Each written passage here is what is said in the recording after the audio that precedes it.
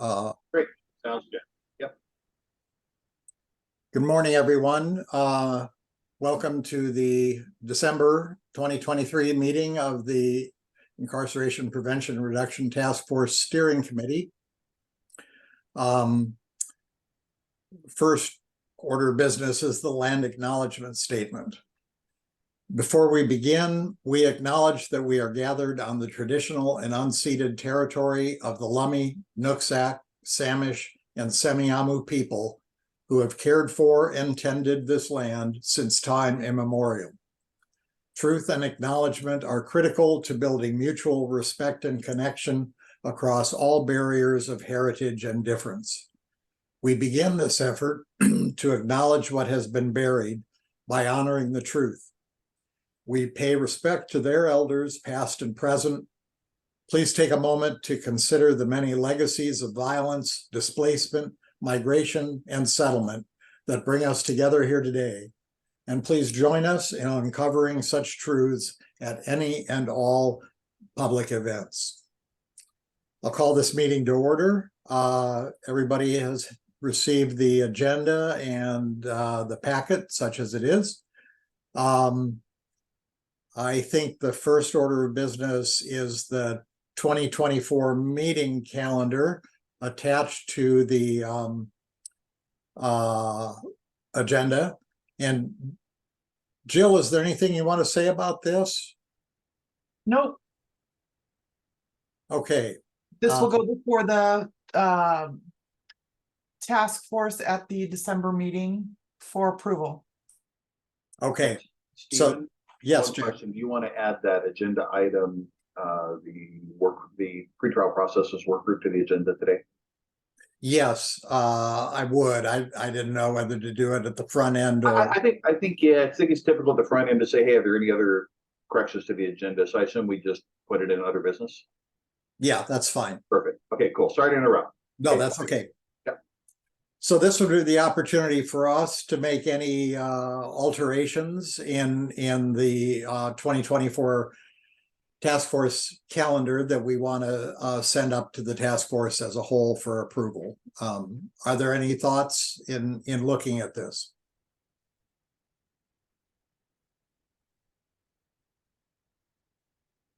Very well. Can we assume that this will be our recommended 2024 calendar then? I see nodded heads and no shaking heads, so this will be it. Jack, you want to take the next? The year-end report, sure. I don't know if people have had a chance to look at it. Hopefully you have. So I guess this would be the time if you've got questions, concerns, comments, and then you want to impact the our written year-end report for 2024. Now would be the time to bring that up. We are looking for a recommendation from steering committee to approve this to the IPRTF. So are there any thoughts, concerns? Thank yous to Jill, of course. Perry. Boy, I didn't want to stop that statement, Jack. Thank you to Jill so much.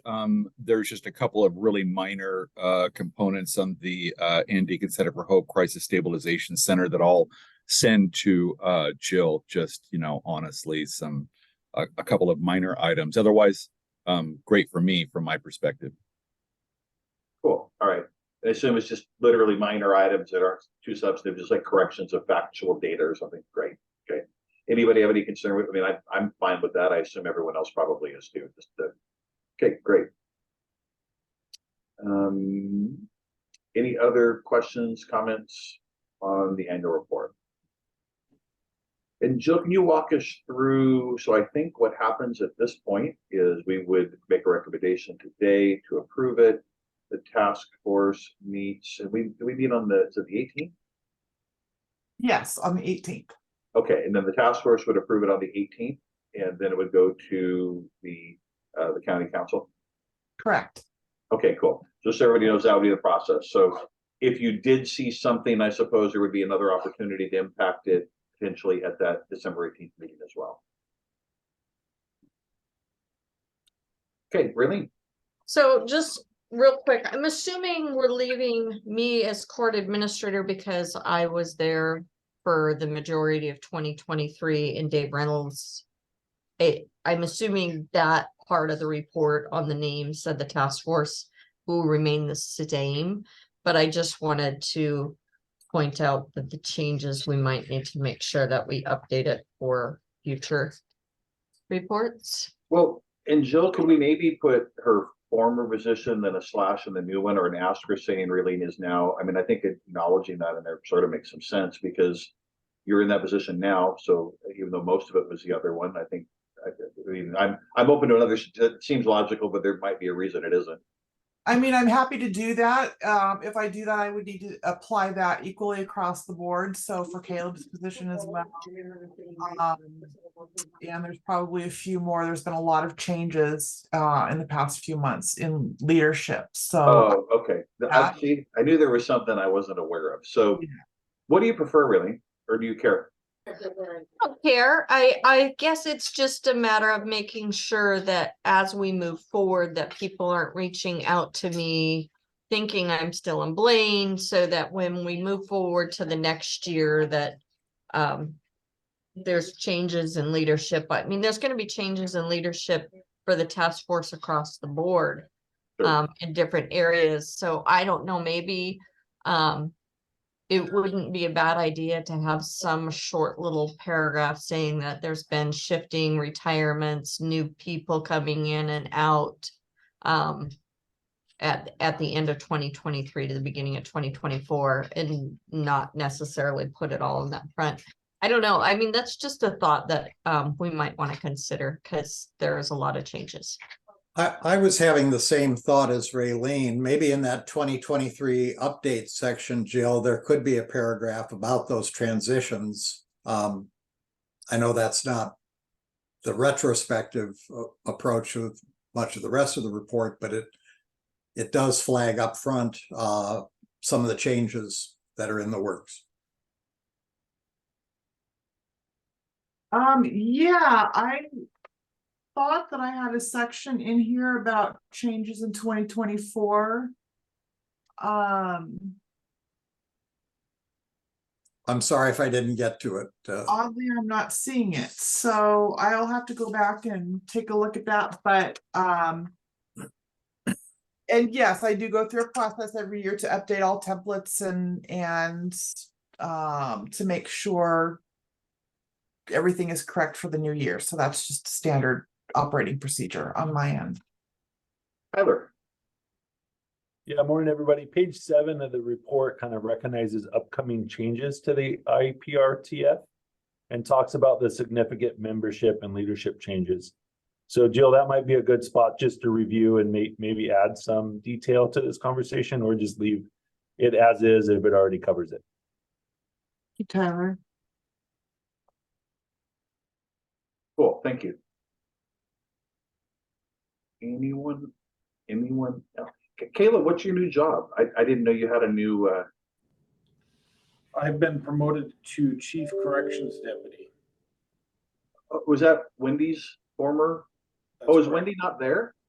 Wendy has retired. She finally did it? Yeah. Dang it. I didn't get a notice for a party or anything. She and I worked together a lot. Congratulations, Caleb. You'll be okay, cool. Thank you. I'm happy you're doing it, and Wendy has been kind of a legend. Yeah, indeed. Thank you. Cool. All right. Well, since I'm nearing the end, I feel we're in good hands with Raylene and Caleb, but I'm biased. So I'm glad you're both doing what you're doing. Okay.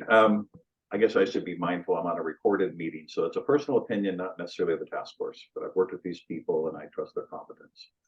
All right. Anything else on the agenda? Or the agenda, the report. Okay. Seeing nothing, a final version with the minor changes that will be coming from Perry, and perhaps something in that page 7 that Tyler pointed out that can address some of the substantive changes, maybe slightly fleshed out. And other than that, this is basically ready to go. Thanks again, Jill, for the extraordinary work in getting this prepared. And I think that, I guess I should ask, Yeah, we don't do things by consensus. We do things, typically we do things by a vote here. Is that right, Jill? Yes, that's correct. Can I say, does anyone opposed or want to be listed as an abstention to recommend? Is that an appropriate way to capture the decision making? Or do you need ayes?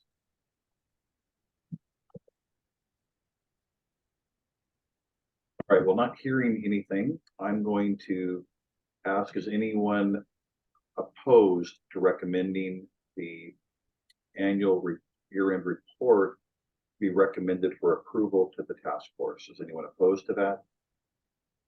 I see no opposition. Does anyone wish to be an abstention? I see no abstentions, so that recommendation passes unanimously. All right. And that takes us really through the first two items of number 4, I believe, items for the next task force agenda, unless, and obviously Stephen and I are filling in for Barry, who unfortunately couldn't be here today. So is there anything, I guess I have to defer to you again, Jill, is there anything in item number 4 relating to the committee calendar year-end report? I'm assuming this is just a list of what will be on the task force agenda as we go forward. Yeah, that's correct. The agenda for the meeting on the 18th is set. This is just an FYI. There will not be any committee updates simply because we had a number of committee cancellations over the past few weeks. So there won't be any committee meetings going on. That's it. All right, Stephen, I'm going to turn it over to you, and I assume this may be, I may be wrong, but I'm assuming it may be you and Maya on the National Public Defense Workload Study. Well, Maya really, and Jill actually, since an invitation went out to Prosecutor Ritchie to present from the prosecutor's perspective some of the staffing issues. But Maya, you've got the lead on this. I do. I think I might have suggested to someone that Raylene might want to also share sort of the struggles that assigned counsel is having, because they affect one another. But I'm happy, I'll be prepared on the 18th. Okay. Raylene, are you able to participate in that presentation? I am.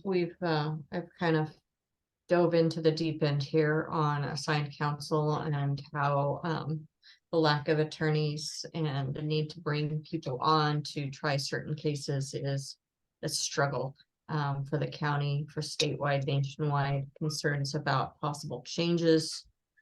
So yes, I can be prepared to speak on some of the things that we are doing currently in the county to try to fix some of the issues and the ongoing struggles that we may be facing. So. That's great. Thank you for being willing to do that. And Jill, I saw in the email traffic that you had extended an invitation to Eric if he wanted to have a few minutes of that time, but I didn't see any response. Can you report on his status? I did not get a response from him. Okay. Just on a side note, if Maya wants to meet with me before the 18th so that we can kind of go together as a united, make sure that we're not doubling up on stuff, it might be helpful. Sure, Raylene, I'll send you some times I have availability in an email. Perfect. Thanks. Okay, so thank you to you both. This is really an important gnarly kind of issue we're facing, and not just we, quite widespread. So are there any other topics that we have at the moment for the agenda?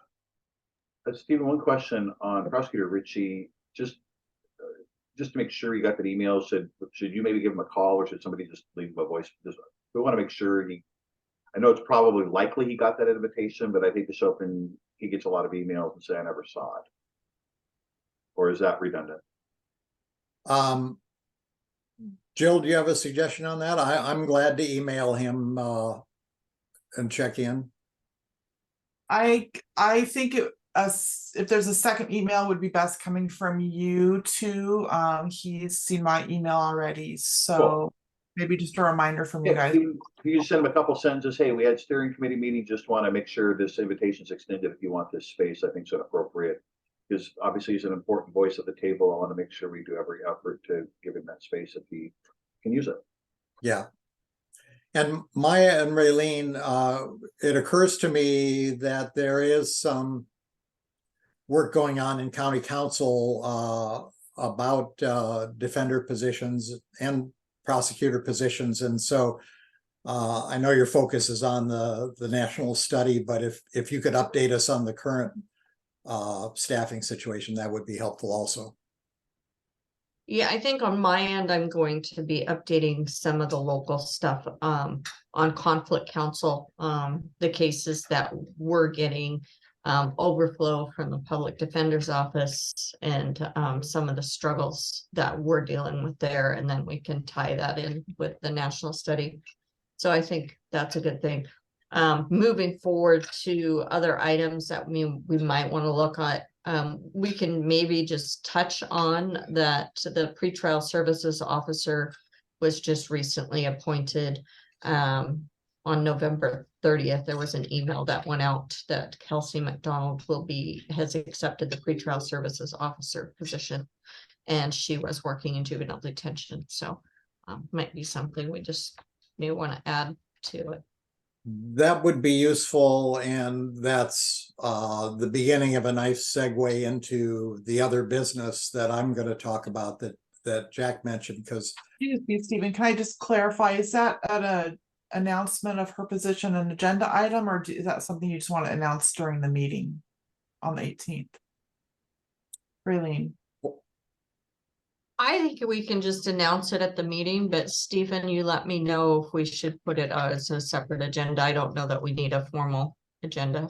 well, there's quite a bit of shuffling of deck chairs in the pretrial processes work group, and so I'm going to suggest that be its own agenda item, notwithstanding your point earlier, Jill, that we wouldn't have committee updates. But I think there are a couple of issues within pretrial that deserve some reports, if not decisions, and that could be one piece of that. The hire Raylene mentioned. So it sounds like adding an agenda item on an update on the pretrial services unit. I can schedule that for sure and let Judge Freeman and Judge Garrett know. Stephen, you'll be prepared to be the point person for that discussion if either of them can't attend. Rather than the pretrial services unit, I would have the topic broader for pretrial processes, and we'll include the pretrial services unit in that. Judge Garrett just left the country for a month in Vietnam. Judge Freeman may or may not be, and I will report back to him from our discussion today in other business. So yeah, one of us will cover that. Okay, great. Thank you.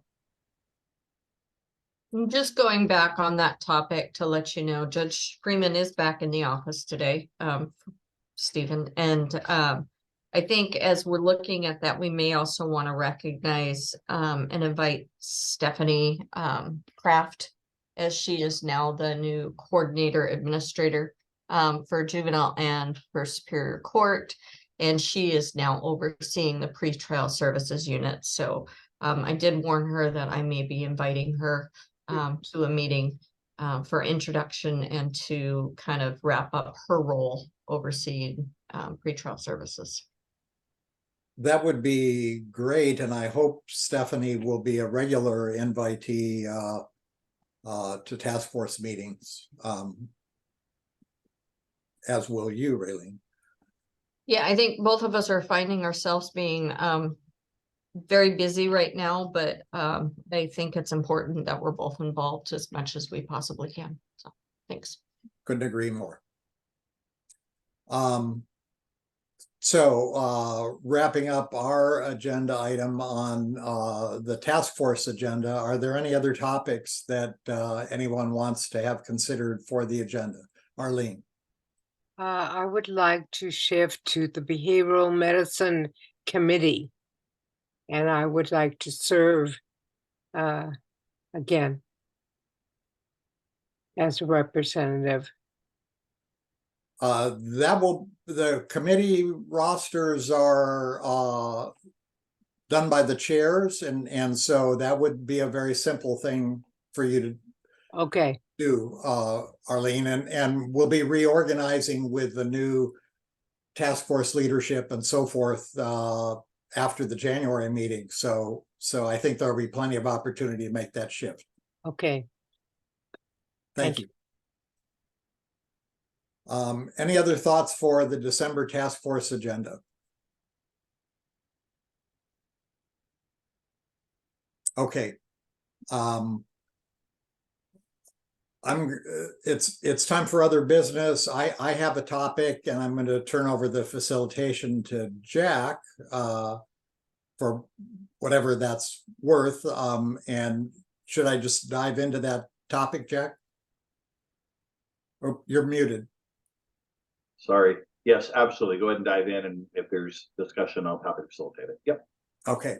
I mentioned that there is a lot going on in pretrial processes work group, which is not formally a committee of the task force. It's sort of adjacent to the task force in service to the Superior Court judicial officers. It's co-chaired by Judge Freeman and retired Judge Garrett, and has overseen the adoption of the pretrial risk assessment instrument, the public safety assessment tool, and the creation and operation of the pretrial services unit.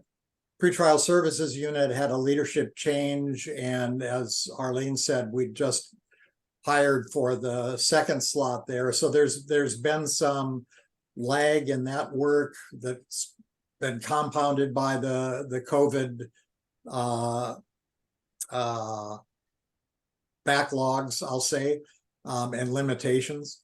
But most recently, we have, for a couple of years now, relied on the very helpful participation of Dr. Andrew Peterson, who is the sort of the lead data scientist working out of the State Administrative Office of the courts. Dr. Peterson was the lead data scientist for a statewide pretrial reform task force of a couple of years ago that Jill Bernstein and Judge Garrett participated on, and I was their proxy in a couple of meetings. He has helped advise Spokane, Yakima, King County, and at least one other jurisdiction besides ourselves in evaluating pretrial risk assessment tools and in actually implementing the public safety assessment tool that we adopted through the Arnold Ventures organization. He has really met on a monthly basis with the work group, and he has done the pre-adoption validation using cases that Dave Reynolds and Bruce Van Gluck gave him, historical cases, to see if that tool would be predictive for specific Whatcom County casework. And he found it was accurate and predictive. That's part of why we adopted it. He was in the middle of trying to gather enough cases to validate its accuracy in the limited number of cases we've been able to actually apply it to in making pretrial release decisions. He's in the middle of that work. And he was on hand to particularly focus on the effectiveness of the public safety assessment, the PSA, in reducing or at least not exacerbating racial disparities in pretrial release decisions.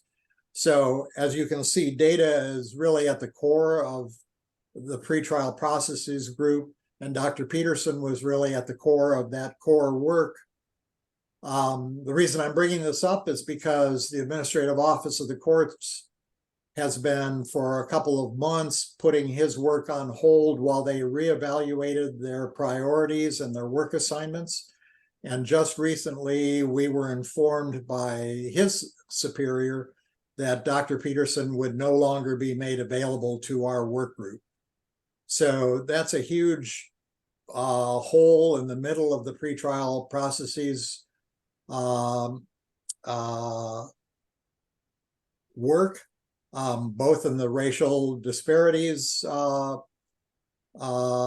of it, in the validation, the post-implementation validation of the PSA, and also in the evaluation of the actual focus of the pretrial services unit work, which has been tending more toward a coordinated kind of referral to support services rather than a mere physical monitoring of pretrial releases. So this is relatively new. The work group as a whole has not taken this up, but Judge Freeman, Judge Garrett, and I have talked about this. We're trying to layer a series of potential responses to this, the first of which is utilizing a contact that Judge Freeman already has with the Administrative Office of the Courts to contact them and ask them to reconsider their decision about Dr. Peterson's participation, or if not about his full participation, at least allowing him to complete the data analysis that he's done on the cases that he has from our courts, so that we can have that progress finalized. In Judge Freeman's view, appealing to AOC would be more effective if it came with the support of the task force behind it, rather than simply an unofficial contact from Judge Freeman. So I agreed to present it to the steering committee.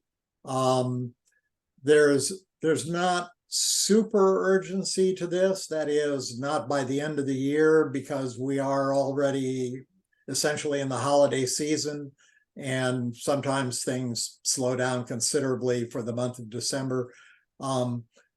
So I think we're looking for some endorsement of that request to AOC that Judge Freeman might make with our backing.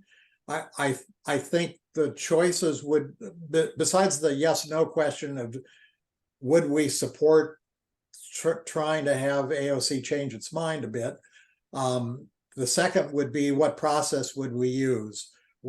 The steering committee could endorse that and Judge Freeman could take that to AOC, or we could put this on the agenda for full task force endorsement of a request to reconsider. And in that case, we could put it on the December agenda, or we could put it on the January agenda. Probably December would, I think, be preferable, just so that it was in place for when he did contact them.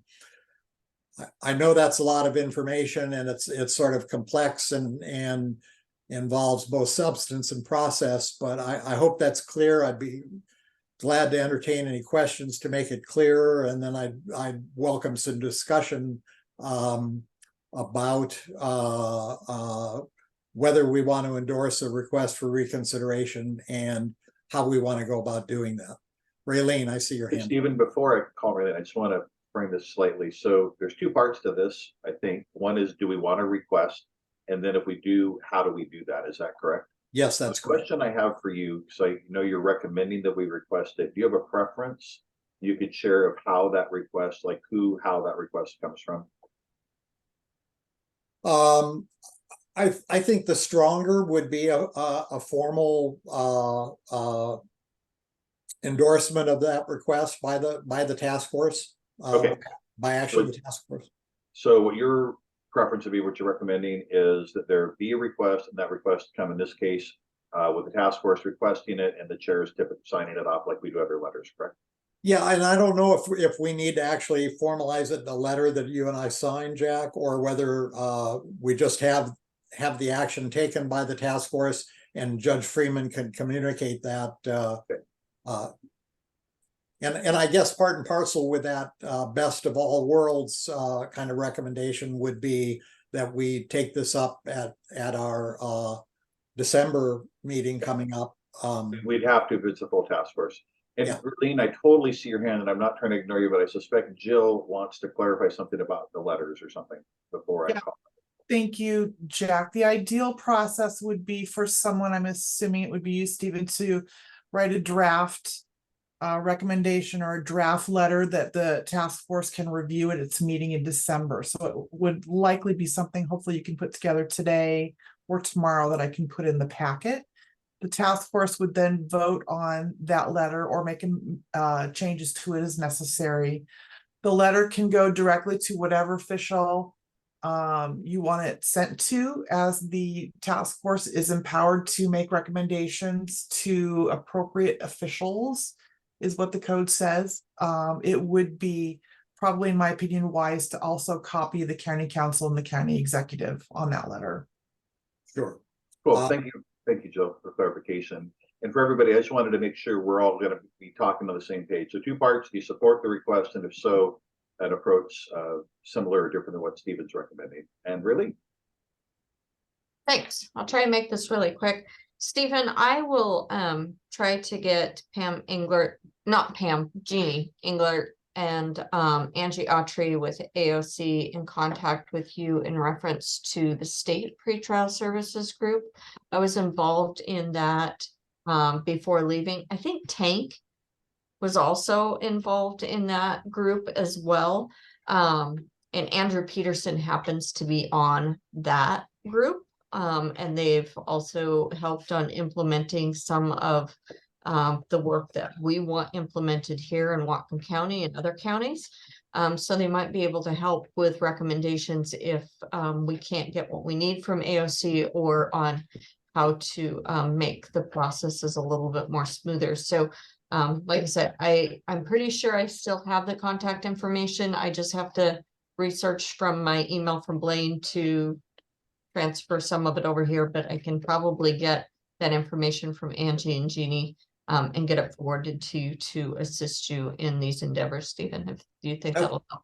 That would be fantastic. Thank you, Raylene. I wasn't even aware that that task force was still functioning, or that you and Tank were involved in that. So that would be very helpful. Jill, I'm going to say, depending on the flow of that information and what exchanges are necessary, I was about to say I could easily draft the motion and a letter for Jack to look at also. But I don't know if I could do that today or tomorrow, given that there are these other people in the conversation, perhaps. Yeah, sure. Just as long as we have something by the meeting date would be Great. great. Great. Oh, is there anyone else? And does anyone have any concerns about requesting this? I'm not seeing any hands, so I'm assuming that we're generally in support of the idea and generally in support of the approach that Jill said would probably work the best. Okay, so we'll put this on the task force agenda. Stephen will get at least, oh, go ahead, Jill. Just wondering about the agenda. Stephen, do you want this to be a separate agenda item, or do you want this to fall under the pretrial processes agenda item? Could we have subpoints under the pretrial processes? We could have the AOC / Dr. Peterson item, and then we could have pretrial services hiring and et cetera as sub bullet number 2. Yeah, I can do that. Okay, something like that. Great. All right, and I can share that part of the meeting, Stephen, and you can speak to it. Thank you, Jack. Okay, cool. Any other, so we do have a recommendation that be on the agenda, and are we saying the steering committee is recommending that we request some support using processes similar to what we've done in the past? Is that a fair characterization? All right, so seeing no objection to that, that's how you can, steering committee talked about it. We think this makes sense. We're asking for the task force to approve it. Great. All right. I'll turn it back to you, Stephen. I think we're nearing the end of the agenda unless somebody here has other business. Yeah. Okay, I think we're at public comment, aren't we, Jill? Yes, we do have one attendee today with his hand raised. Jason, go ahead and speak to the committee. Hi, good afternoon, folks. Jason DeForest, local business owner. I've got a statement to make. The Constitution guarantees every American access to adequate representation. A shortage of adequately intelligent or prepared lawyers should never constitute a reason to allow defendants to be inadequately represented just to maintain the status quo. We need a system in place to prevent the courts from bulldozing defendants into uncomfortable and unlogical decisions, as well as a system to prevent collusion between the representatives of all these parties. Without safeguards in place to ensure every American has access to sound legal representation, courts like ours will continue to circumnavigate the rights we hold so dear through individually justified interpretations of the inadequacies at hand. Without these things in place to stop people from just doing whatever they want, we won't protect our people. I think I said it all in the statement. I don't need to go any further. Thank you. Thank you, Jason. Thank you so much. Appreciate your comments. And I don't have any other attendees. And it doesn't look like we have anyone in the conference room. All right. Well, you want to let me take us out, Stephen? Take it out. All right. So we look forward to hopefully seeing all of you on December 18th. Can I say Christmas week, holiday week, Christmas week? Anyway, it's almost. Anyway, we'll see you all hopefully in a couple weeks. Take care. Thanks for being here. And I'm glad we had a short meeting. Congratulations again, Raylene and Caleb, in your new positions. Yep. I agree with that. All right. Bye. Thanks.